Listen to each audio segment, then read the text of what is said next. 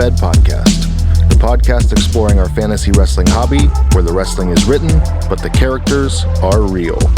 I'm your host, Mikey Unlikely, and I'd like to thank you for joining us here on the Atomic Dropcast Network. All right, everybody, welcome back to another edition of the Efed Podcast here on the Atomic Dropcast Network. I'm your host, Mikey Unlikely. Thanks so much for joining us yet again for another episode. Today, we've got episode 57. I'm excited to bring it to you. We've got Bumpin' Boslet on the show. He is the handler of Dagvald Riddik and many more. We're going to get into his story, some controversy, and much more. That's a great interview, so stay tuned for that one. We've also got a question of the week to go over, as well as an Efed Spotlight. The top 100 is over. I want to thank everyone for participating. The countdown has finished, and you can find the total countdown over at the Efed Podcast Discord. We've got it listed in the hashtag Top 100 room. So if you want to check it out, hop over into the Discord, check out the Top 100, or go over the Twitter results, because we posted each and every one of the Top 100. Speaking of Twitter results, if you guys want to get a hold of the show, the best way to do that is over on Twitter machine at the Efed Podcast. We'd be happy to have you on there. Give us a follow, shoot us a message, add us. We don't care. We love the exposure. We love the talking with people about eFeds, and we love promoting your stuff. We're all booked up for 2020. We've got 2 episodes left, including this one for the Spotlight and the question of the week. But we will be taking a 3-week break after those episodes air, and then coming back at you in late January of 2021. It's been a great year for the Efed Podcast. We released 57 episodes so far, and we couldn't be more excited about what's coming up on the horizon. Guys, don't forget to check out the Patreon over at patreon.com/Efed Podcast. We have a lot of fun over there. If you want to get the show early, ad-free, get some perks, hang out for bad grabs, get a free t-shirt design. There's all kinds of perks we have over there at at patreon.com/Efed Podcast. Since I did mention Efed Tees, let me get that one out of the way too. If you want a t-shirt, a hoodie, some kind of merch for your wrestler, your tag team, your stable, your fed, get at us, EWTees.com, EFedTees.com. Either one will get you there. That's your number one source for Efed merchandise on the web. Great quality, fast delivery, Efed Tees. All right, guys, with that, we're going to get right into the show. But first, here's a word from our sponsors.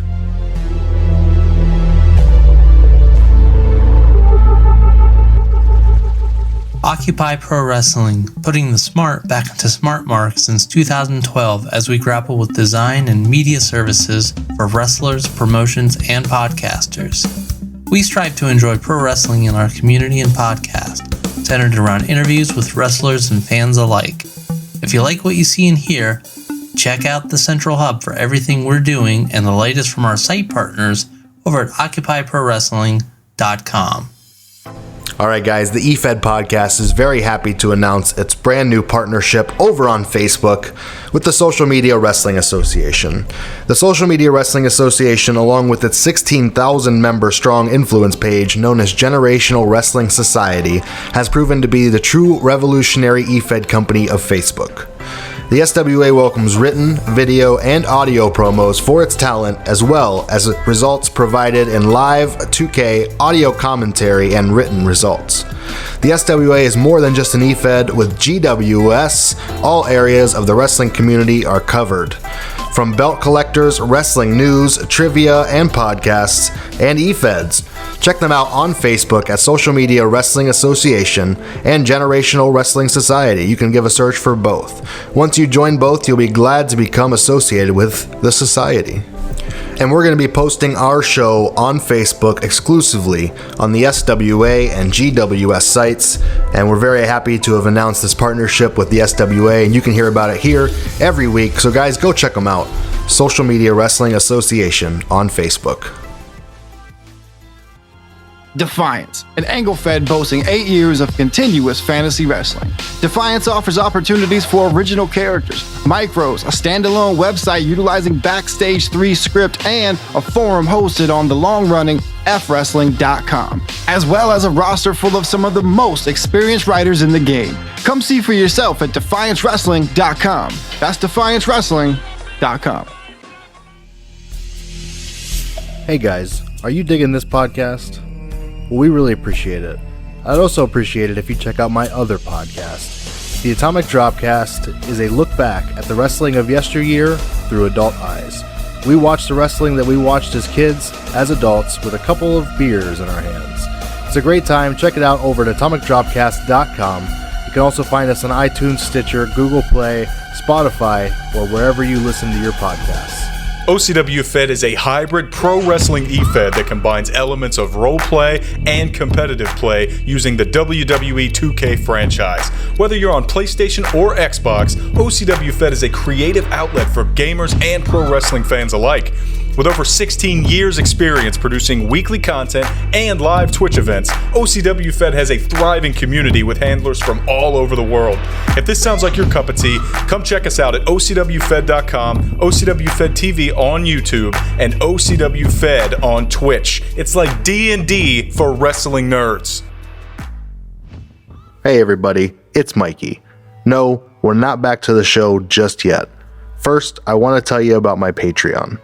Now, I know what you're thinking. Oh no, am I going to have to pay for the podcast? No.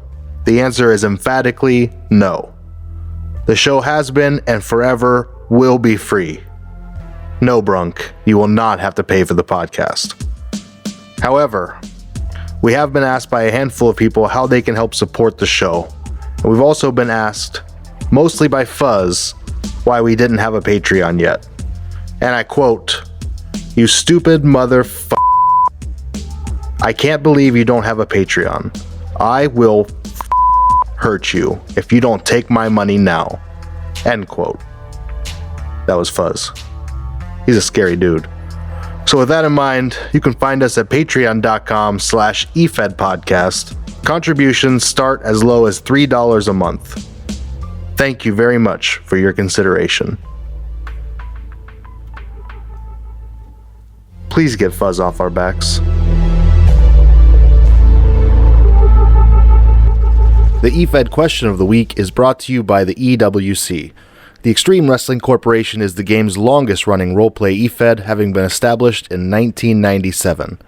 With over 100 active role players across 4 unique brands, the EWC offers opt-in booking on all of its bi-weekly shows.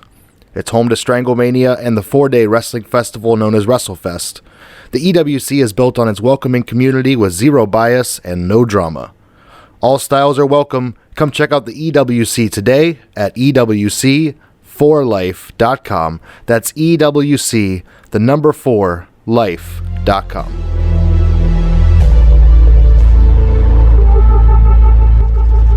And this week's Efed Podcast question of the week. In your mind, is your wrestler fighting in a real sport and everything on TV is legitimate? Or are they playing an actor who's also playing the role of a wrestler on television, who goes backstage and hangs out with the wrestlers? It's an interesting question. It was brought up by Joe in our Discord. We all talked about it, had a discussion, and I thought it would make an interesting question of the week. So here we go. At Gartier Kyle, my actual gimmick is an actor who performs and then hangs out with everyone backstage, so I'm not sure the line could be any more blurred. At RestFed, the whole basis of Lions Road is what if pro wrestling were a legitimate sport, where most of the action and stories are in-ring centric, and of course there's a tweak here and there to make attack angles and things like that work within the parameters.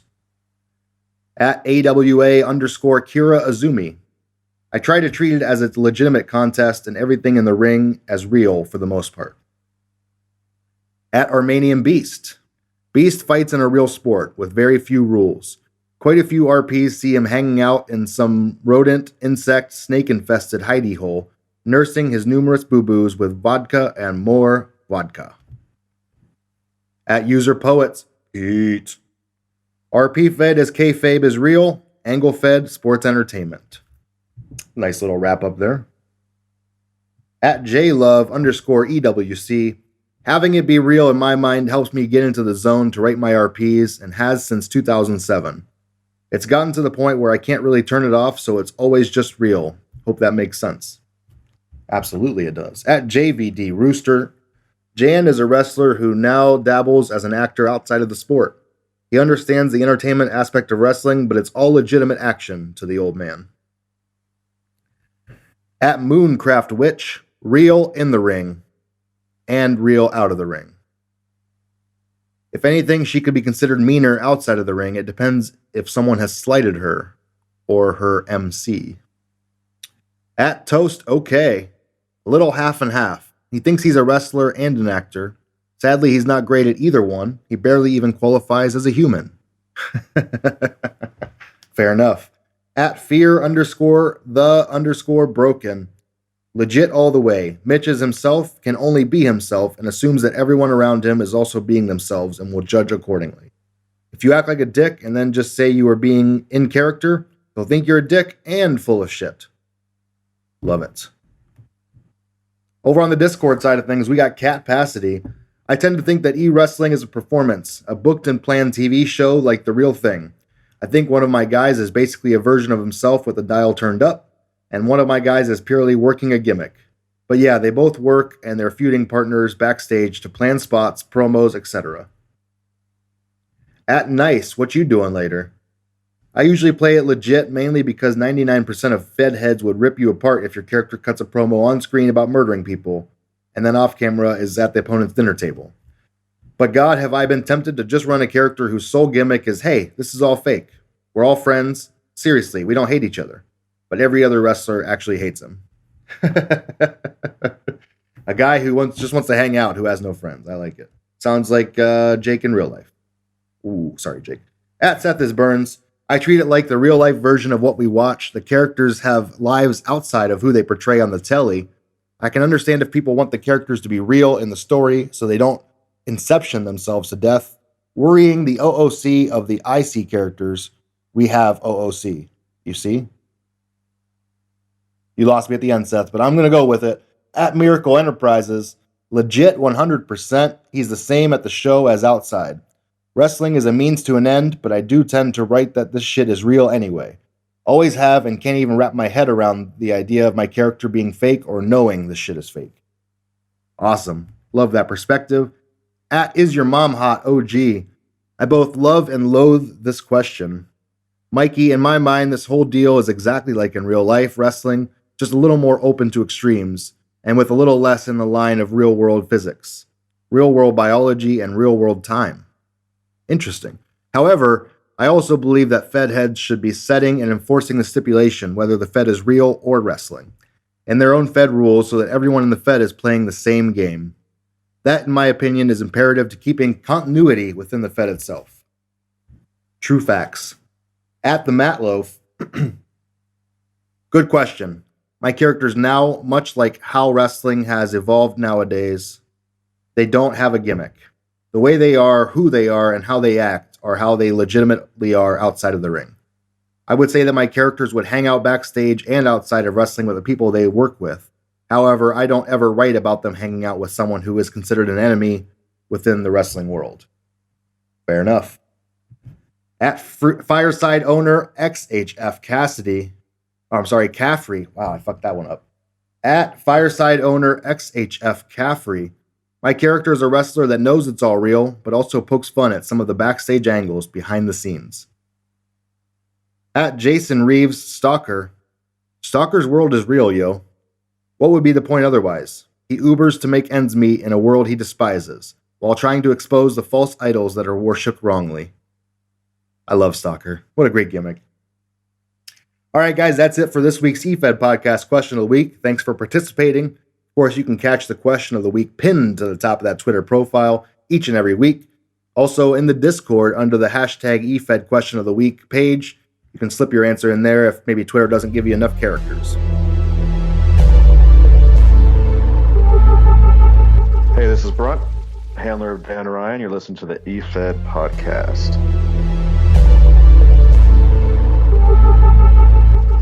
All right, guys, it's time for the Efed Spotlight. This is a segment where we highlight a Fed that's out there, tell you a little bit about them, and see if you want to check them out.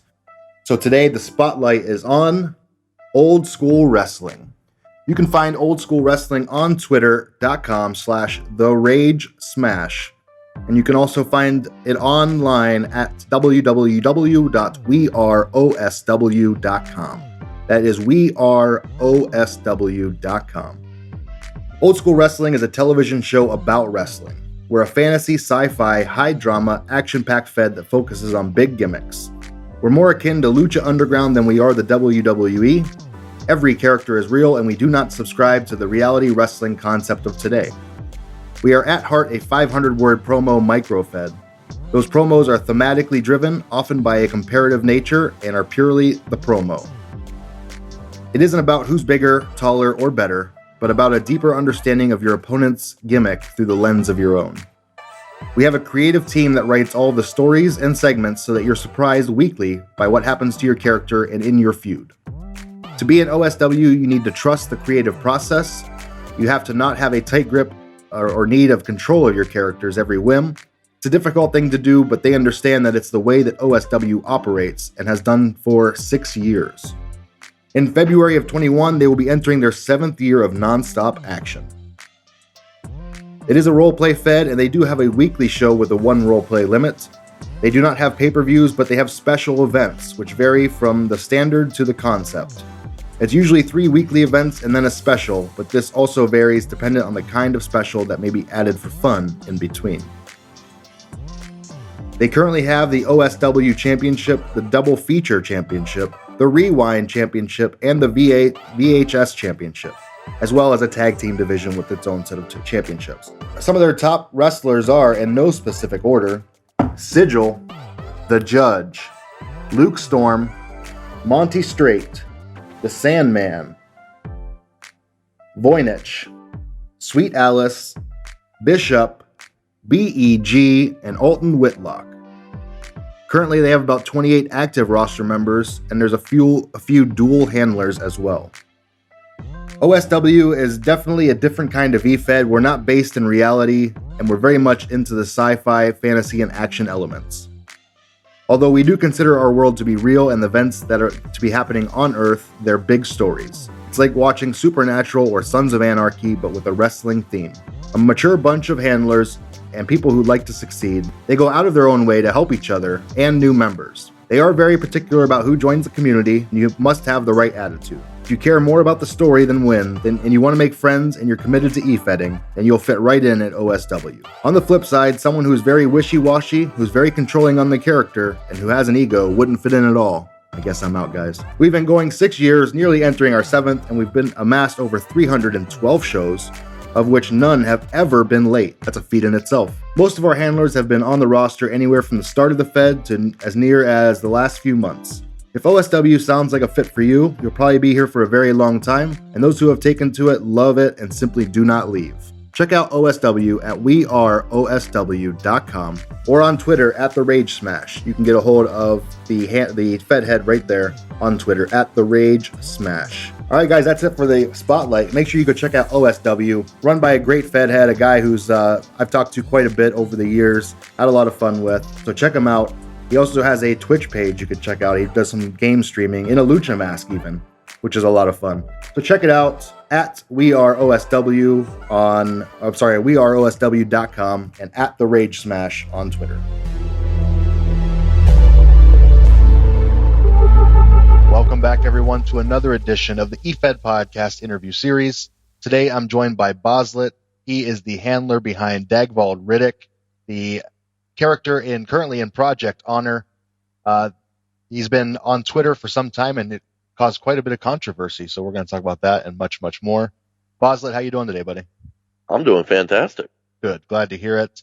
It's always fun trying to catch up with someone who's halfway across the world, finding a weird time to do it. Yes, I appreciate making me like pretty much your first morning priority. That's right. Yeah, here we go Sunday morning and bright and early, and I'm excited to talk to you and do the little Efed Podcast interview. So thanks for signing up some time ago, man. I know it's been a long wait. Actually, it has. I'll mention real quick. That's why I came back to Efeding, because I was in it and I was like, hell yeah, I'm trying to get in on this podcast. And I was like, shit, I'm too busy for this right now. But like back in July, I quit. But I thought, I got this podcast coming up, but I can't do the podcast if I'm not even Efeding. So fuck it. Well, that's awesome. I'm glad you're back in the game. Excited to talk to you about it. So let's start in the beginning, man. When did you become a fan of professional wrestling?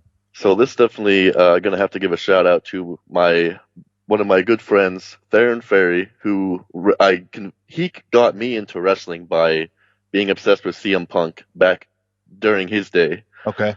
So that was just like his favorite thing, and over time it kind of grew on me. Well, So then I got into e-fedding, and then I told him, "You got to give this a shot," because his sense of humor was like perfect for e-fedding. Well, hold on. You're going too fast for me now. So CM Punk, your buddy was into him. This is WWE CM Punk. Yes. Okay, exactly. so his WWE run.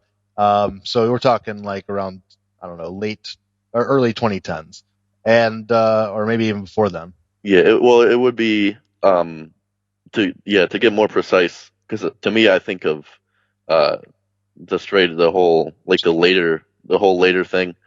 So it was definitely around 2014, I believe. Okay. So it's around 2014, but I could be wrong. But it hasn't been too long So you're not that I've been into wrestling. Yeah, you're not a childhood fan like most people who have played the game. No, it's kind of funny because like I never really. It kind of seems like you either think wrestling's stupid or you're obsessed with it. Yeah. But to me, it was kind of just a thing that's on TV. Like honestly, I didn't even know the Hulk Hogan was a wrestler. He was just like a TV personality to me for a long time. Wow, that's crazy. Yeah, to think that you saw him on TV or in a movie star first. Yeah, I think like my earliest memory of him was in like a Rent-A-Center commercial or something. Okay, so you got into wrestling about 2014, and your friend was a CM Punk fan. Were you a CM Punk fan as well, or who did you get into? Yeah, actually, the very, very first. So this might help. This might help you place it. I'm not that good of a wrestling historian. The very first time I tuned into wrestling to see what would happen, like of my own volition, was after the Money in the Bank pay-per-view where Paul Heyman betrayed CM Punk with the ladder. Okay. Yeah, I'm not a big WWE guy in that era, so I'm not sure when that was. But I do remember seeing that. I do remember when he was one of the first Paul Heyman guys, so it was cool stuff. Yes. So you were a CM Punk fan first, and who else attracted you, or who else did you become a fan of quickly? I'd say definitely Triple H, Randy Orton. I had my friend influencing me who was like an internet, kind of like an internet. So I never liked John Cena, but I did start to like him more, kind of when everyone else started to like him more, like when he's had like the U.S. title and did all that. Yeah. My personal favorite wrestlers are definitely Kevin Owens, Seth Rollins. It's been a while since I watched, so I don't remember quite as well. But those two would definitely be my Drew McIntyre is good. Yeah, he is. So those are probably my top guys. So you got some current guys in there as well as, CM Punk, obviously, and some guys from, well, I guess 6 years ago. So that's Finn Balor too, for sure. Yeah, I love the run he's on right now in NXT. It's been fun to watch. So, all right, man. Well, let's talk about e-fedding. How did you find the weird world of e-fedding? So this was also kind of indirectly through my friend. So he showed me a YouTuber back called CM Pulse. Okay.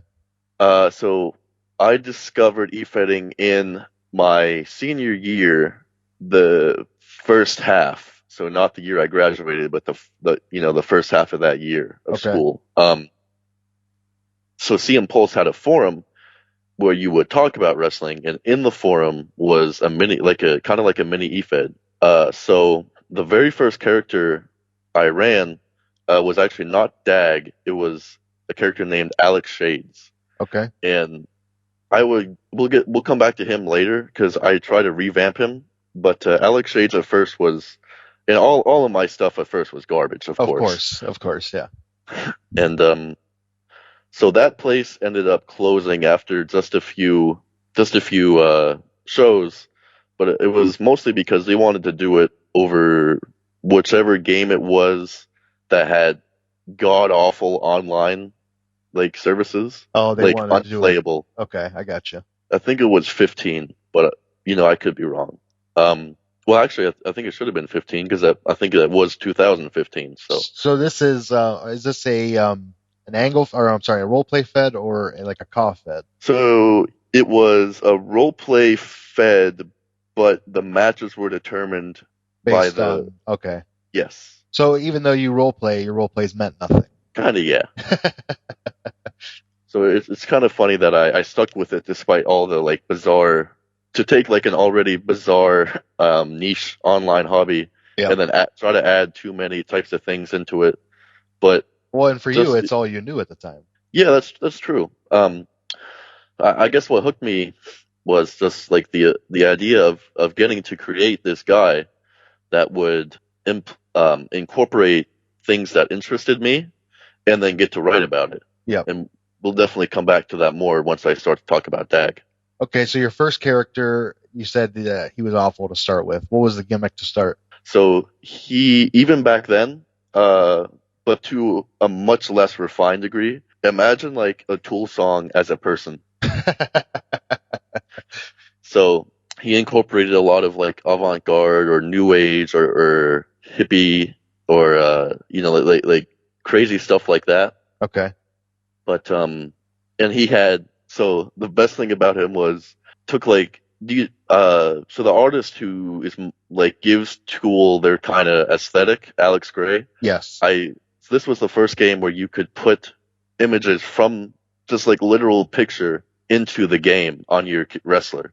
So I took shit off the internet, like Alex Gray paintings in that type of aesthetic, and just put it on his body like it's tattoos. Nice. So for the first time, you're able to customize like crazy customize, because you can take anything and put it on there. Yeah. So that definitely made him stand out, because he was like a completely tattooed and body art, and so I definitely try to go as unique as I could possibly do it. Absolutely. So that's awesome. And your first Fed is basically a sim Fed. And how did you do over there? And how did that lead you on to the next place? So that place closed due to the difficulties, and then I think the forum itself closed not so long after. Okay. But I very, very well remember the day that I found my first real Fed. It was WCF. I was in the library. It was during school hours.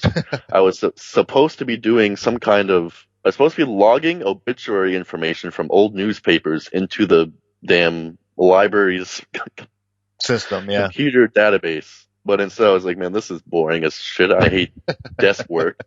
Let me go upstairs and just sit on the couch and look into wrestling, I guess. And I don't remember exactly what made me look into that, but I think I just remembered the concept and thought it would be cool, because it was only a few months after that place closed. So I found WCF. I think it was through one of those top Efed 100 lists or active, whatever. And surprisingly, one of the Feds was still alive. Yeah, I know. It's every single time. I like the bottom 50 is always enter Fed here. So I looked over WCF and looked at the rules or just familiarized myself with it. And I thought, let me give this another shot, because I think probably just I was taken aback by the amount of activity. And this, of course, was I'm sure you're familiar with WCF, right? I am not personally. No, maybe it's just not my part, not my circle.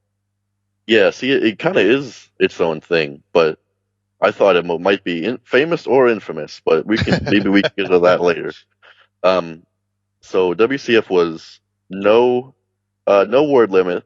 Okay. Which can work if people kind of meta it down to like 3,000 or 4,000 max, maybe. But no, not WCF. They had to put the novel writers. Yes, a soft. Seth was the Fed head. He shortly after I joined, he put in what he called a soft cap at 10,000 words. Anything after 10,000, I'm not reading. Yeah, I mean, it was kind of I couldn't do it. I remember those ages, and like in the 2005 to 2010, it's just like every Fed was like that, and I just had to back out because I couldn't keep up. Okay, so I guess it was more widespread than I may have thought. Yeah, the 10K is not anything new. And at one point, there would be like 5 role plays, no word limit, go. Oh, Jesus Christ. No, there's no way. Yeah, I'm kind of bad at transitioning and keeping my train of thought. But what I will say is, let me talk about how I came up with the idea of DAG for this new Fed. I wanted to make a bad guy because Alec had been a good guy originally, actually. So I thought, let me try and make like the worst possible human being that anybody has ever. Exactly. So I thought, but to me at the time, that just meant, well, I'll make him like all the things that are as like unpopular as possible. Make him hate everything that's as popular as possible. And at the time, that really just meant that was kind of a reflection of myself. Not what it would turn into, but to me, it was like, oh, I hate Radio Hot 100, and I hate these TV shows, and I hate everybody's playing. Well, let's just say like the equivalent. Let's just summarize everything as the equivalent of like TikTok, like back then. Yeah. So you just hate it. You're not a fan of pop culture. Yes, exactly. I was just about to say that. So this is just an anti-pop culture guy. Yeah. And he has like obscure interests that like are not, might be like looked down on. But to him, it's like, well, yeah. So like, how can you look down on what I'm into when you like this dumb crap? So needless to say, the character really didn't work that well. And of course, my writing was trash still at the time. But I do definitely owe a lot of credit to a lot of people because despite that, I think it was like some people saw somehow a polished turd, or maybe like the inverse of a polished turd, maybe like an unpolished, maybe like turd. well, an unpolished gold nugget or something. I don't know. Yes, a gold nugget covered in fucking turds. Yeah, there you go. They reached out to me. Oh, so probably the most important part of it was Dag was Norwegian, hence like the Norwegian at the time it was just Dag Riddik with no C, which there's still no C. But that's all right. So he was Norwegian, and that came from me at the time, just thinking like learning about my Norwegian ancestry, and Vikings are cool and shit. So I'll have him be like a Norwegian expat, and he lives in America now, but he kind of thinks like the Vikings are cool, but that's not really important at the time. So then. Some of the most some of the most successful at the time, and still some of the most prolific role play writers, I think, probably in the business. I don't know, if they still write or what. Howard Black and Joey Flash. I don't know if you or anyone listening will recognize those names, but they reached out to me and said, "Here's this guy that we think should be." Or would be a good inspiration or basis for a direction that you can take Dag. And the guy was Varg Vikernes. So I'd never heard of this dude, but I looked into him. It's like, oh, he freaking burned down a church, and he has these ridiculous extremist views, and he's just nobody likes this guy. He's kind of like he's just a mad lad. I mean, not in a bad there's nothing good to say about him, but he is like. To me, it's like some people are just so, which is kind of what I was going for with that. Just a guy who's so bad, it's like ridiculous. It's like comedic. Yeah. You know what I mean? Like a world dictator style. Not world dictator, but like an evil superpower or something. Yeah. Yeah. No, you could say that. Like Kim Jong-un is so bad, like it's laughable. Yeah. So that's the direct. So then I did take that inspiration. I found his YouTube channel, so I would watch his YouTube videos and take inspiration from that for the type of tone and canter that I wanted to have Dag have in his role plays. But so I was starting to get into that. Then the Fed took a nosedive because of something that would never go away ever for everyone involved in WCF. So it shut down for a little bit. Then it came back. And that kind of killed like the stride that I was trying to get into for Dag. So I took a short break, but it kind of sucked me back in, which really is what's been happening. Like every time something happens or I try to take time away, and it's pretty much what happened this time that I joined Project Honor. It's like you just think about it. And you just keep thinking about it. You're like, I really shouldn't. I really don't have the time, or do I really feel like it? But it just sucks you back in somehow. Yep. So I came back to WCF, And this was when I actually started to do at least much better than what I had done previously. So much so that those guys, that Howard Black and Joey Flash, were going to bring me into their stable called Pantheon. But then the drama that shut the Fed down the first time kind of came back, and everyone kind of was like, well, all right, we're done with this. So then I left that again.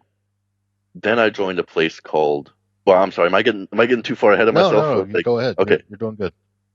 So I left WCF, and I thought maybe I should like just kind of give this whole thing a break. But then it started to come back to me.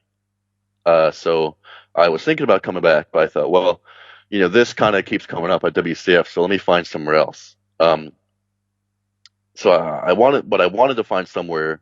I was still stuck in that mindset of wanting a Fed that was like WCF, because I thought, really, and I don't think this will come as a shock to anyone or a revelation that I'm discovering, but if you're in a Fed with no word limit, you feel compelled to inflate your role plays. Sure. Yeah, it makes sense. So, right. But at the time, yes, absolutely. But so that kind of got me to a point where I wanted to write very, very long role plays. So I felt like I kind of tricked myself, almost like Stockholm Syndrome. So I thought that was what I did or what I was good at. So I wanted to find another place with no word limit. I found Riot Star Wrestling. Unfortunately, this place is no longer up, and the role plays that were posted there also the whole site is nixed.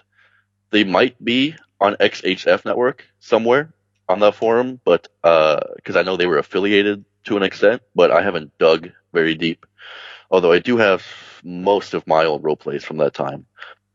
The important thing about this was the point where I started to turn away from having Dag be like following in the footsteps of Varg Viker's like extremism and that kind of ridiculousness, to being more of just a Viking guy who is kind of less obviously evil, aside from the fact that he just has no sympathy or empathy or emotions, aside from like, I just want to beat the ever-loving hell out of everyone I possibly can, because that's what my ancestors did, and that's how I think things should be. A Viking warrior. Yes, exactly. So I got a few role plays in there. I won the Legacy Championship, which is the second title that I've won through role plays. The first one was the international title back in WCF, which actually was a hell of a lot of fun, because at the time I had Dag, after he won it, he would just make posts on the internet board saying things like, "Oh, I banned this country from doing this or that," or because I'm the international champion. Yeah. Yes, exactly. It was 99% like, "Oh, I banned WCF from having shows in Japan because anime is stupid," and crap like that. Fits the character. Yes. So I won the Legacy title, which kind of gave me a good confidence boost at the time, because throughout, even still, even though I've only had one match here so far in Project Honor, but so it was a debut match. So the debut match goes, or the debut match goes. I haven't really had a chance to, aside from a couple matches in the next Fed that I joined, which I guess we can get to in just a minute. But it's been like, I haven't had a whole lot of opportunities to have a legitimate match, when that kind of comes down to me, because I've kind of been in and out because of feeling like I have an extremely busy schedule.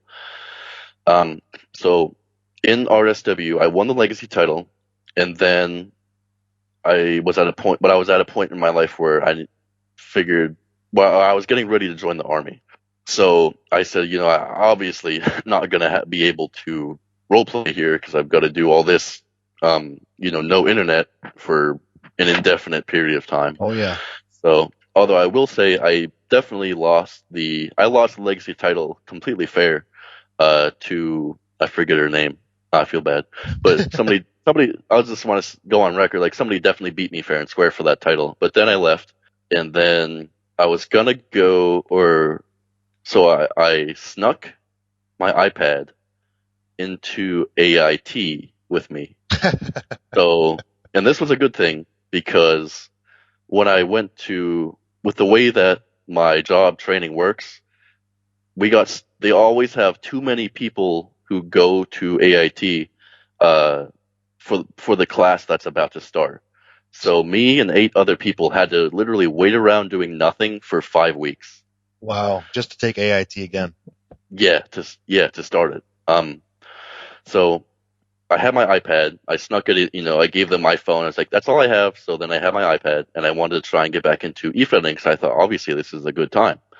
So I found RSW, and I wrote what I have used as my debut character development piece since then, and for 3 feds. So I've posted this in a total of 4 feds, and it could definitely use some touching up from my standards as I have today, but I think this is probably one of my best role plays that I've written since then. It's called Year Walk. It's actually based on a game that I played while I was before I decided to join Efeding. Actually, this game helped me, or kind of like led me to want to get back into Efeding, because it was a game about Scandinavian folklore. It was like a point and click puzzle game just for your iPad. This inspired me heavily to write this roleplay. I had Dag go on this Year Walk, which is just like a vision quest, where he encountered all these different creatures and like myths and folklore creatures from Scandinavian mythology, and it culminates in going to a church and getting a vision of what is supposed to be his future. But instead he sees the past, and then that is supposed to set like another revamp for the character of Dagvald Riddik. Unfortunately, the Fed or RSW closed right as I was posting this, so I've actually never been judged on Year Walk, but ever since then I've used it to be like an introduction, as a fresh slate for the character, so that anyone who feels like reading 8,000 words, obviously that's not everyone, and I don't blame anyone for that, but if they want to, they can read that, because I've posted it to Action Wrestling, which was my next Fed after RSW. I've posted it to Kingdom, and I've posted it here to Project Honor. And so it's cool that you turned a competitive role play into a character development or a story, to where anybody who knows the character can say, oh, well, look, here comes something else. Yes. And anyone who doesn't can like, oh, who's Dag? Oh, I just, I skimmed through. He's a Viking, and he likes, he's going to be focused on mythology. So after RSW closed, AIT started, and I was like, okay, I actually don't have time. So this kind of worked out. So then around January of this year, I decided to seek out the old WCF people, and because they had started a new Fed called Action Wrestling. So I thought, well, I think these are some of the very best people in the game, and for the most part that's true. Although having joined other Feds, I've seen that there's actually way more very, very talented people than I realized that you can find almost anywhere. The game's bigger than you think it is. Oh yeah, 100%. So I joined Action, and I continued to revamp Dag and have him be like this. I incorporated these visions, which he didn't have at first, of like Scandinavian mythology and Viking folklore and all of that kind of stuff. But he still was a little rough around the edges, and I kind of felt like kind of felt like obligated to stick with some of the things that Dag had back in WCF because I was with the WCF people. But it was definitely an important step in getting Dag to where he is today, which I think is as close to as close to perfection as I think this character can get. But then I left Action Wrestling, and then I was taking a break, and then I came to Kingdom. And the reason I came to Kingdom Pro, which is a fantastic Fed, definitely nothing bad to say about them there.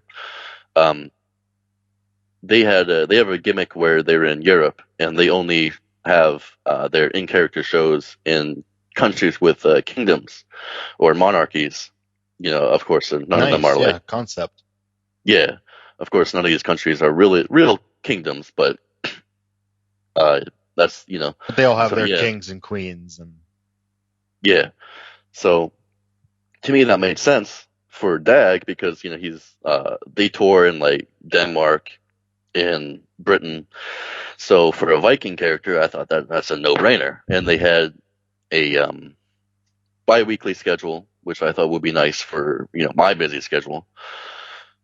And they had a 3,000 word limit, nice. And they did have a 2 RP limit, but everybody only ever used one roleplay because only one roleplay would be judged. So it, if you felt like 2, you could, but no one really did. So it was nice. It was a very laid back. What was it like going from those no word limit feds to places like Action and places like this where you have a 3K limit or you have less to work with? Oh, it was definitely it was so yeah. It started in Action. The Action was interesting because they didn't have a set word limit, but they would have a word limit for every show. One of them might be 1,000, one of them might be 3,000, one of them might be 800. So the interesting thing about Action was it was very meted to shoot. I think they would agree with me. I think people from there have said things like that, which is that's not necessarily a bad thing. But it was kind of hard for me because I feel like Dag is more of a story-driven character. So when I have a word limit for a week, that's 1,000 words, let's say, and I have an opponent who's good with shoot, so I know I have to bring it with my shoot, but I know like they will be looking for some sort of character development. It was very hard for me to try and balance. Really challenges you as a writer to fit everything into a smaller portion and still have as much story as you want. Yes. Yeah. So it was a fun challenge. I wouldn't say anything bad about it, but I definitely wanted to switch things up, and I think the feds that have a set word limit for every show are probably doing things the best way that they can be done, even though Project Honor actually does not have a word limit, but it is meted to only about 2, 3, maybe 4,000 words. So it kind of comes down to if you have a gentleman's agreement, then things will work out fine. And this is kind of just like I said, it's kind of my thing mostly because Dag is just a character-driven or a story-driven character above all, I think. And I may touch on that more if we want to talk, get to a part where we talk generally, maybe more my thoughts on my character or Efeding as a whole. But to continue with my thoughts on Kingdom. So I stuck there for I think 4 or 5 shows, but due to either other opponents being busy or not getting the opportunity to roleplay, or there was one show where they thought about closing Kingdom, so the show was called off. I actually did not get to, like, quote unquote legitimately beat an opponent's roleplay. So I kind of coasted through there, and that's not that's nobody's fault. Nothing to say anything bad of anybody, but that kind of made me sour a little bit on role playing as a whole, because it was getting to a part of the year where things were really busy, with like extra stuff at work, and then I was trying to find the time to write $3,000 during this 2-week period, and then things were happening, and it wouldn't be it might feel like it's less. It's not fulfilling when, honestly, when you spend time writing a 3,000 word role play, and yeah, you're going to get the cheap win when your opponent doesn't show up, but it's not rewarding as it is to go up against somebody head to head and win. Yeah, and like I said, that's nothing, because I've been there where I feel like, man, I just can't get this done this week. So that's nothing bad against anybody, but with the increase in how busy I was, I thought, I guess, and I was kind of soured on having to redo Dag all over again once again. Yep. Although, like I said, I really liked the direction that he was going. So I decided to take another break, and so that was towards the end of July, and now here we are in Project Honor, which I found through your Discord, I think in the Shill Your Stuff section. So shout out to that. Although as I told Sean, ironically, both Kingdom and Project Honor are run by a Sean. One is with the W. So I told Sean I almost didn't join Project Honor because I do everything on my iPad aside from play PC games. So I was on my iPad. So the website wanted to show me the mobile version, which is just like somebody literally threw up on the screen. I was like, this can't be right. So eventually I figured out that it was the mobile version. I switched to the desktop. I was like, okay, now this will work for me. So thankfully I stuck, because they were really selling it in the shill section. So I thought, this sounds cool. So I gave it the time of day to check through and find that hamburger menu and switch it to desktop. And I will say I am hoping that I will be able to have the time and the presence of mind to stick with this, because I have had so many ideas like for long-term storytelling that I really want to get done with DAG, that I've had the opportunity to play some of them out to an extent back in WCF, just because that's where I've been the longest. Maybe I spent 3 or 4 years there off and on. So and we'll come back to this, I guess, a little bit in one of the questions that was posed by our gracious audience. Yes. So I'll just say I'm hoping that I can stick with it. Well, very good. Yeah, Project Honor has been a great Fed that's been a part of the Efed Podcast community.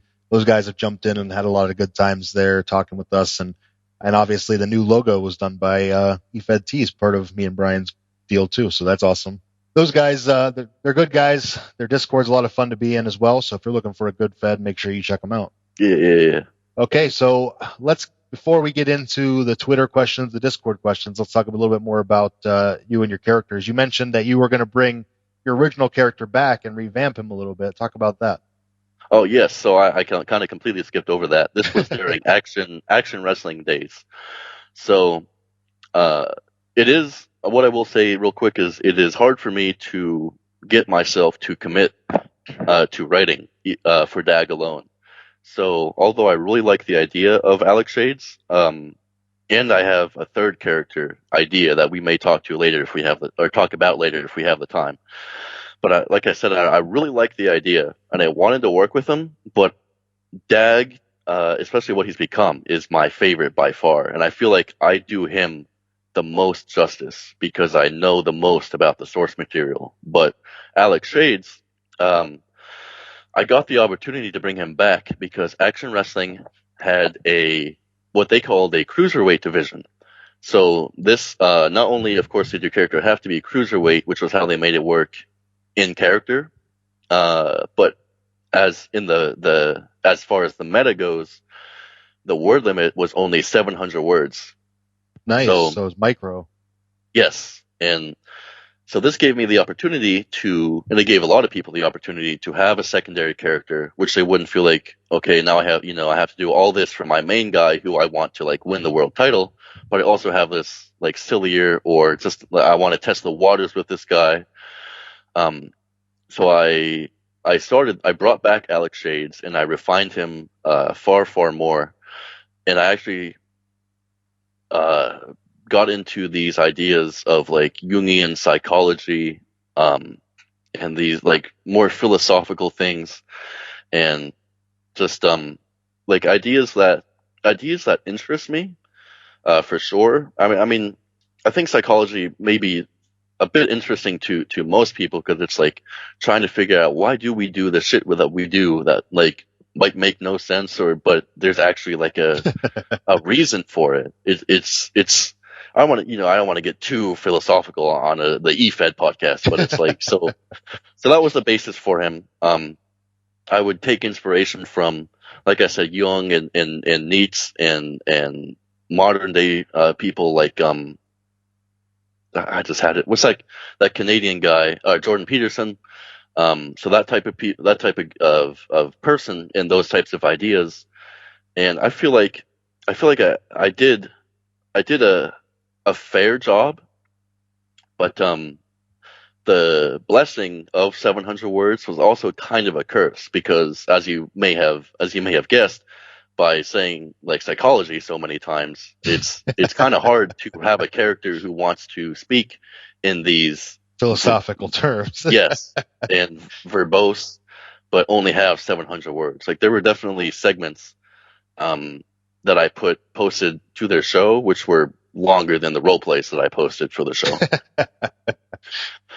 That's good stuff. But yeah, it's fun trying to do something like that. I mean, you should almost do it where you get cut off every week. You get the 750 and to be continued. Yeah. No, it was a lot of fun, and I got to have a rivalry with my friend.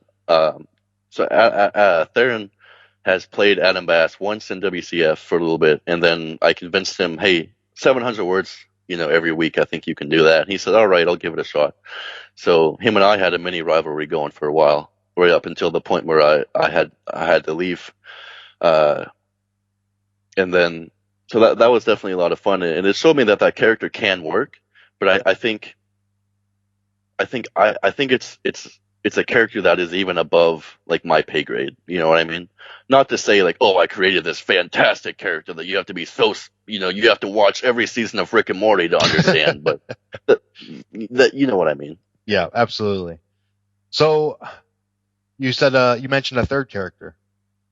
Yes. So I don't want to give too much away, partially because I don't have him fully fleshed out yet. But just imagine Kane mixed with The Godfather.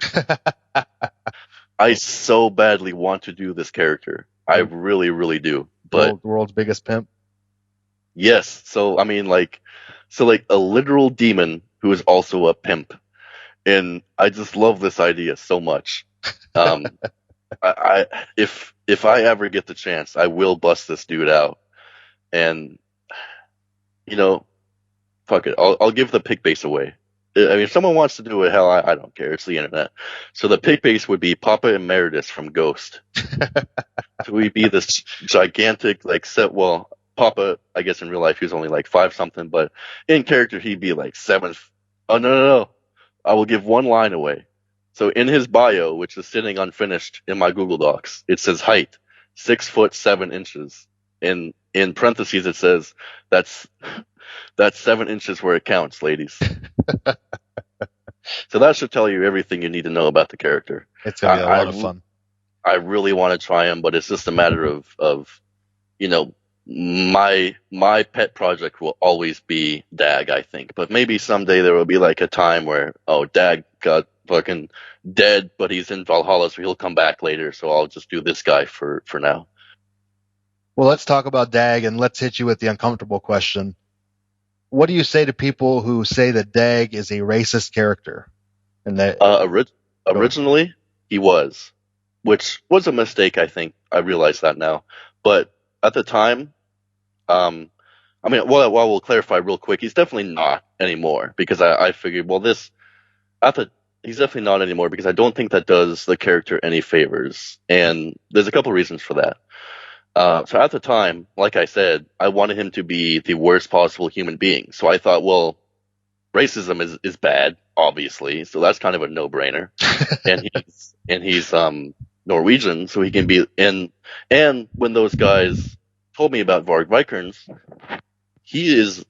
I mean, he's definitely something, and it's not good. So I took that. So yeah. So I lose my train of thought a lot. So Dag being racist was never.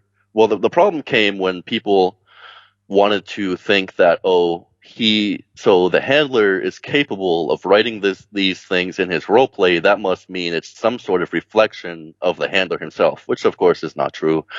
But I guess I can kind of see how you might think that because it was so unthinkable at the time, especially during 2016, to have any kind of even tolerance or like the idea that you could think of something that's racist without, I don't know, like hitting yourself for even having the thought. That rubbed a lot of people the wrong way. If I could go back and redo Dag, I definitely would just leave that out because I don't think that does the character or any character any favors because at the end of the day, it really is cheap heat. Yeah. But like I said, that's kind of what I was going for. So, and a lot of people give me a lot of advice on how to get legitimate heat, which is, I guess, probably honestly something I still struggle with. Like, not to say I use cheap heat anymore because I really don't, or at least I try not to. But those guys, Joey and Michael, they told me, or they said, yeah, I think Dag is a lawful evil type of guy, and I could really see what they're saying because it's kind of hard to write just a Viking as a bad guy aside from the brutal aspect. Yep. But so yeah, the main point would be Dag was racist. I don't want him to be anymore, and I definitely will never use any aspects of that ever again, because it doesn't do any good or accomplish what I want to accomplish with him today. Yeah, so, you were trying to set out to be the worst, have the worst character, the worst heel, the biggest bad guy, and unfortunately, it's a trait that would be a bad guy, but it's not necessarily PC for wrestling culture. It's not something that should be, even though it's an acting space and we're all characters that are fictional. What you said basically was you're not going to get what you were trying to get out of it anyway. Yeah, I guess the last thing I'll say is like, to me, I don't see. So it's hard to like put my thoughts into words. So there is a difference between e-fetting and movies. So like Django's a movie, that's one thing, but e-fetting seems to be different. Mm-hmm. And wrestling, it's kind of like, yeah. Well, yeah. So like, there's never been like a flat out racist character in wrestling, as far as I know. It's like the closest thing that I'm tracking is Triple H and Booker T, which I really don't know a whole hell of a lot about that. Yeah, you should have seen the 80s and 90s, my man. Well, yeah, I definitely wasn't watching back then. So yeah, so I may have thought at the time, well, I'll just have like a bad character who's racist, and people understand. Oh, this is just like, what's this? Leonardo DiCaprio and Django. It's just a character. Well, there are people in e-fetting who could come from a more sensitive, or not sensitive, but vulnerable background, and they just want to go there to have fun and play wrestling and not be exposed to like racism and all that. So I don't want to make anyone uncomfortable, so that's definitely not something I'm going to use going forward. There you go. Good way to wrap it up. Does that cover your career basically, or you want to go ahead and get into these Twitter questions? I think that covers my career pretty good. At Lissy Hope, or Hope Lissy. Hey Dag, hope all is well. Zola Jesus for life. Yeah, Lizzie Hope, that's a chill ass dude. So hey man, and hey to a lot of the people from Action Wrestling, they're all chill dudes. At Kimberly _Chase with a 3 at the end. What are some things you wish was done more in e-fetting? Keep up the great work, by the way. Oh, I don't I don't remember that question being worded that way. Let me see. What do I wish? I thought I had prepared for everything. What are some things I wish was done more? Actually, I have a good answer for this. This is actually something I like about Project Honor. So they have, so I've seen 2 experimental things that they've done, and Action Wrestling wasn't afraid to experiment either, for sure. So one thing my answer would be more experimenting, like more match stipulations, but not like, steel cage match and Hell in a Cell, but like meta. So like Project Honor is having a tag tournament where the role play that you have to put in to, for your match is not the usual one role play per handler. And, you can choose to incorporate your other guy, or you can choose to have them write it with you or for you, or you can both do whatever. It's actually one role play that you both need to collaborate on. And I think that's a good idea, because usually, it might come down to some of us feel like, well, I just want to write my thing, and because I feel like I can do this best, and I'll try to help you out, if you want it. But so I think that rule. That's a cool idea. I love that rule. I'm a big member of a tag team, so the way me and Stevie write is we're always in the dock together, writing everything together. So it works great for someone like us. But if you have someone who's like strange bedfellows who, hey, we're not used to being a tag team, you don't know my character, then it's a whole different scenario.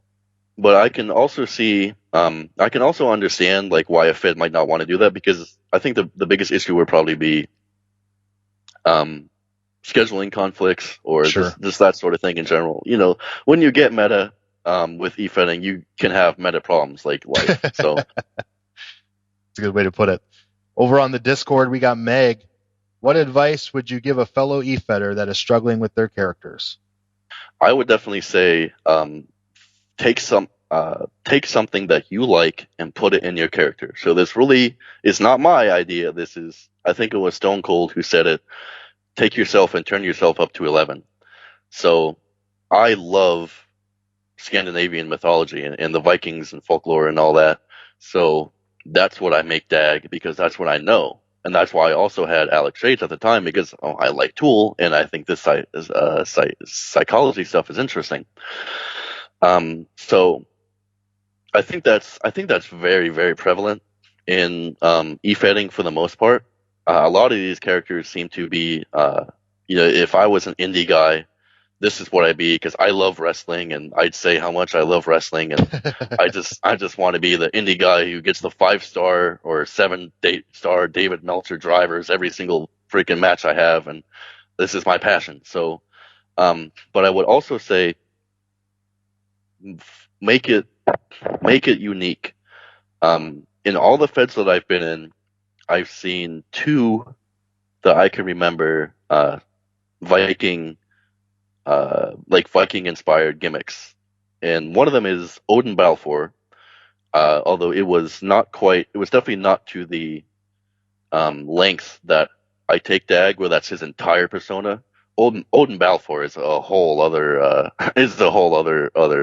deal. And if you know him, you know how perfectly like that character is developed.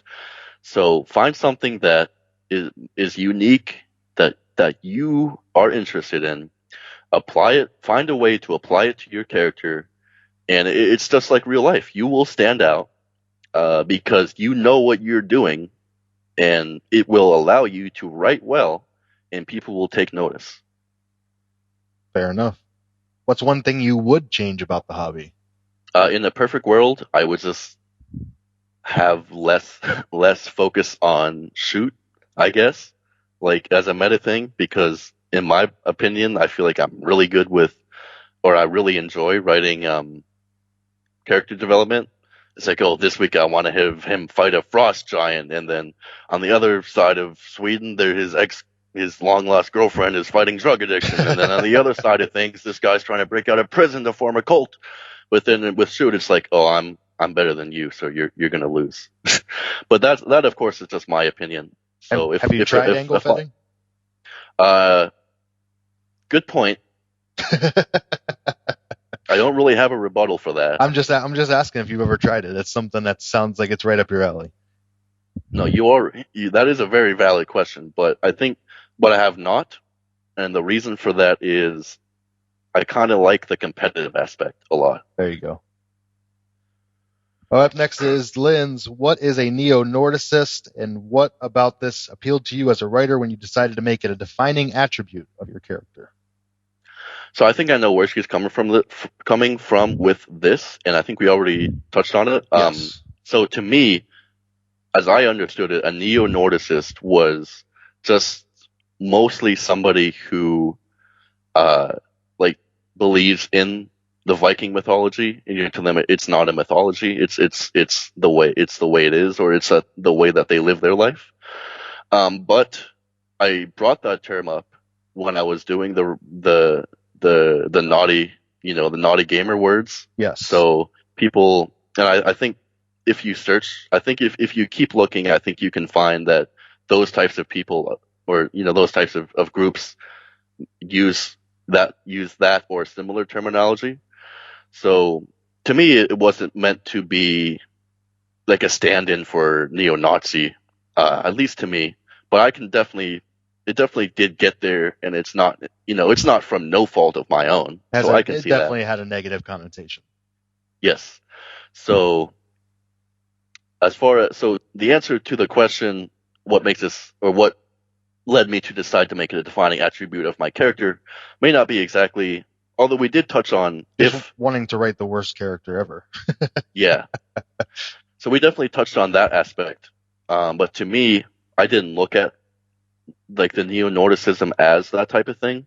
So that kind of, so I wanted to, so to me, my answer would be, I wanted to make Dag mythology focused. And you'll notice I don't use that term anymore because of those negative connotations. Yep. It's not an important part. Yeah, he can definitely live without it. So we touched on why I use the racism, and we touched on why I use of mythology is because I know a lot about it and I really like it, and I find it fairly easy to use that as inspiration for my role plays. What made you decide to completely revamp Dagvald's gimmick for Project Honor and make this past one non-canon? We kind of discussed that as well with the new character development role play you're using to introduce yourself and kind of say, hey, this is a new Dagvald. Yes, and I will add the reason I left to add to the non-canon. Like I could have kept him going, but I don't think it makes. The reason I did not come back to Kingdom Pro with Dag has absolutely nothing to do with anyone there or anything like the way the site is run.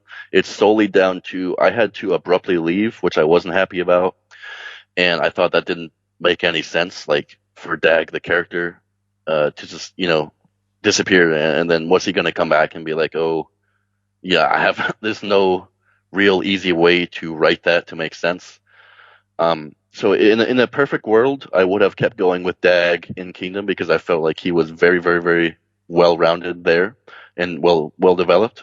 So it's solely down to just, I guess, convenience for me and the inconvenient fact that I left Dag at an open page that I couldn't really close very easily in Kingdom. But I will also say, to just as far as making everything before him non-canon, it's just because I don't want any kind of association with any racism or any of that when that's nothing to do with the character as he is now.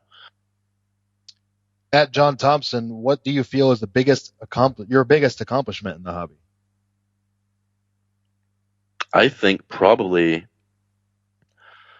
the Legacy title in RSW, because I beat Kevin Rouser, and that was probably one of the best role plays that I've gone against. Is that the biggest moment where you read the results and you jumped up out of your chair? Yes.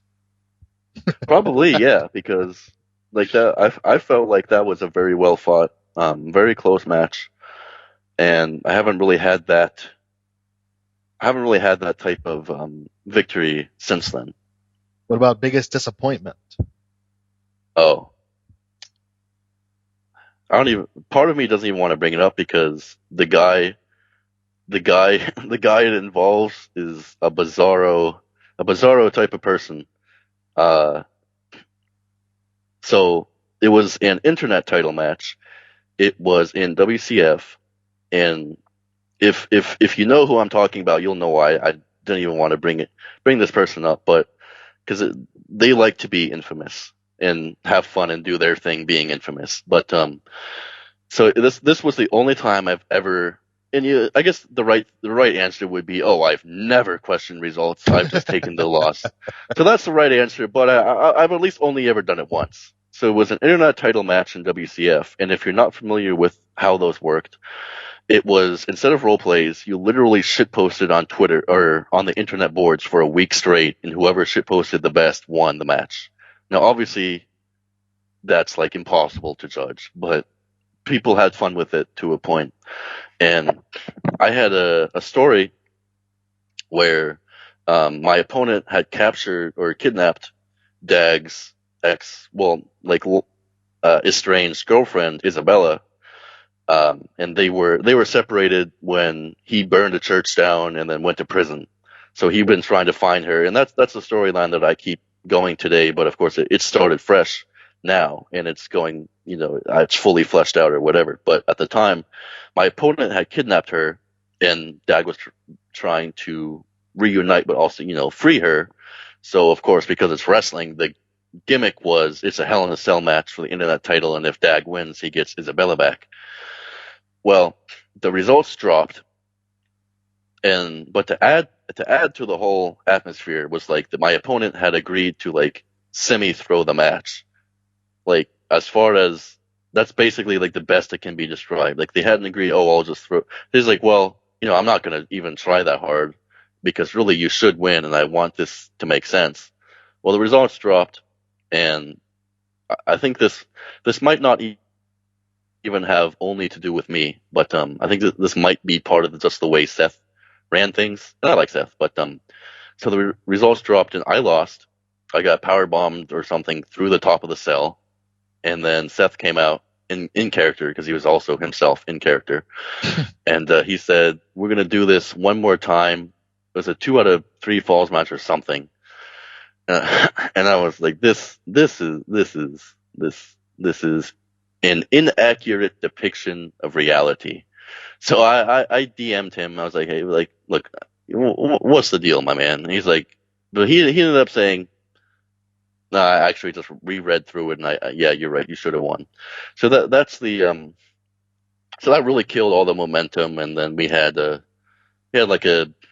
angled transition or a segment where Seth or Dag forced Seth to have a fake match, and my opponent gave me the title anyway because, like I said, they were in on it, and I was supposed to win the thing anyway. But so it's just a bit of a cluster, a cluster. It's just one of the dumbest moments in my e-fetting career. Very good. Why do cannibals eat the butt first? Well, I mean, I can't speak for cannibals, but I have eaten butt without the swallowing part, and I'm not going to pass any judgment. I probably would too. Good answer. Sean asked a question that we've already answered, so we're going to skip over him. Thanks, Sean, for participating. From Crimson Scott, he sent me these questions in a DM. What real wrestler inspired your character? So I could say the Viking Raiders, but I won't because they're god-awful. I hate you, Vince McMahon. Look what you've done to my people. This is a disgrace. Look at the segment with... they were all right in Ring of Honor. The fake match with the Street Profits. Just I hate everything to do with them. So I won't say them. Not to mention they came after Dag anyway, but not a whole hell of a lot of inspiration. What about the Berserker, man? You probably don't even know who that is. Actually, I think I have heard of him, but I completely forgot about him until you just said that. I kind of have this vague picture of a dude in like a fur robe or something, That's right? It, yeah, with a big spiky hat and crossed eyes, yeah. Okay, well, I will say he did not inspire, but maybe I should go back and watch some promos. And I'm sure there's a lot of screaming because it's probably the 80s. It is the 80s. Awesome. Okay. Probably better than the Viking Raiders, though, to be honest. What is a dream match for you? It's kind of hard to say, but one of them would probably be, what it used to be was Odin Balfour, but I don't think that's ever going to work out. With just the way things are now, with not being in any of those feds, and those feds like coming and going due to WCF stuff. But obviously, just because he draws on some of that Viking mythology a little bit, and he's just probably one of the best writers in the game. So and any of the best writers would be a good match to test my skill. I had a real good matchup back in Kingdom. Unfortunately, when that was the week when the show got called off, I was going to fight their champion at the time in a non-title match, but her gimmick was Greek mythology. So I laid into that, had a real good time writing that role play. She called herself, Jesus Christ, what the hell has happened to my English? She called herself the Titaness. So I wrote a role play where Dag fought a frost giant and had a lot of stuff going on. And her role play was fantastic. Unfortunately, I forget her name, no, I don't. It was Cyan Ryder, dumbass. So maybe I don't think she's still active there, but maybe if I could fire like a gimmick where it complements Dag, I think that would be fantastic. There was a Viking tag team that signed up like right before I did to Project, but they seem to have disappeared without a trace. Damn. I was gonna give it I was gonna give it a couple of weeks and say, like, why don't we call ourselves the great heathen army? I thought that was a no-brainer. Hopefully they'll come back. Well, there you go. All right, Boslet, that's all I got for you, man. Well, that was a lot of fun. I love this hobby, when I can get into it, and I love talking about it and all the different ideas. Absolutely. It's so much fun, and finding people with common interests and being able to nerd out now in Discord is a lot of fun too. I want to thank you for taking the time and coming on the podcast. Before I let you go, is there anything else you want to plug, promote, put over? Not really. I don't have any. I don't have any. I don't have I don't have an in-character Twitter anymore or anything like that. Mostly just because it doesn't make sense for Dag in character to have a Twitter. So that's that. Very good. Check out Project Honor. That's where you can find Dagvald. Otherwise, thanks, man. Appreciate the time. This was a fun interview. Yeah, man. Thank you. You too. Good luck and goodbye to everyone. That was a fun interview. Really enjoyed talking to Boslet. Really enjoyed grilling him a little bit on some of the stuff that we talked about. I think he had some pretty good answers for the questions that were asked. And excited to see what Dagvald does next. Guys, that's going to wrap us up for another edition of the Efed Podcast. Don't forget to check us out on Twitter at the Efed Podcast. Don't forget to check us out on Patreon, patreon.com/Efed Podcast. Don't forget to check out Efed Tees. And don't forget to check out all of our sponsors on the show. We appreciate them very much. They're taking the time and pushing their stuff on our show because they want it to be heard and seen. So please take the time to check it out. We would greatly appreciate it. Shout out to all of our Patreons out there. We love your support. We appreciate you so much, and we're happy to be doing a Bad Graps here very soon. All right, guys, for Brian, I'm Mikey. This is the Efed Podcast, where the wrestling is written, but the characters are real.